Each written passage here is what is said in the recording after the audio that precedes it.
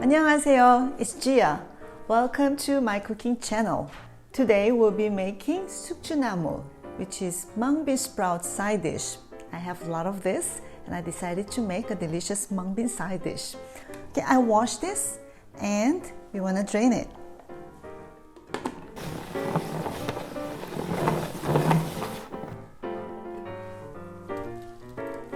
We're using 240 grams of mung bean today, and here I have everything that we need today. Very simple: salt, sesame oil, toasted sesame seeds, light soy sauce, half cup of water. We have 2 stalks of scallion and red and green chilies. This is totally optional.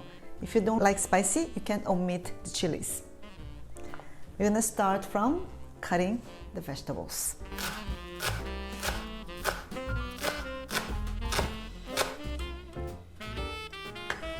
Next is chilies.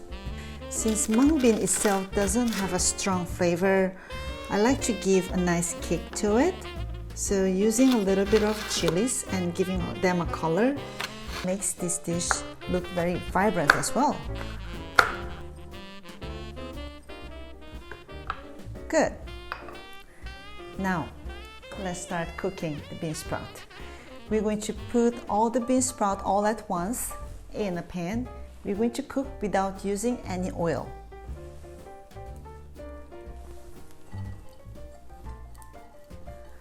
Making a small hole in the middle, we're going to add some water to it in the middle and all around them.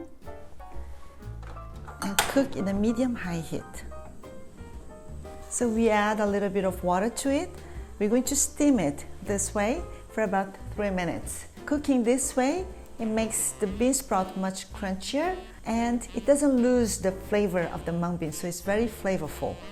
Also, many recipes says to blanch the bean sprout in a boiling hot water, but the vitamin C that is in this vegetable is water soluble. Try to measure the time 3 minutes from when it starts boiling. We don't want to fully cook them until they are tender.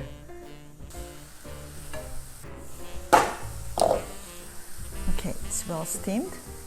Now we're gonna put this back to the tray. Okay. Quickly spread so that it cools down, and when it's almost still warm or in a room temperature, we want to season the bean sprout. Put them in a bowl, and we're going to use light soy sauce, a little bit of salt, scallion, and the chilies, of course sesame oil, and I want to grind half crush the sesame seeds. This brings an amazing nutty flavor to the bean sprouts.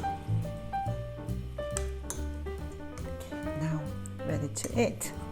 It can be served in a room temperature, or you can put in a refrigerator for a few hours and serve it cold. It's very crunchy and nice.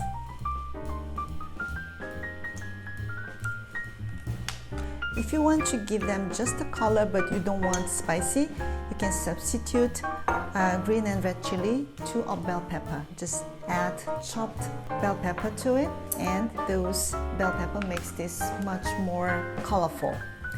This has to be one of the simplest recipe in Korean cuisine. Just simply steam in a pan. Try not to overcook it though.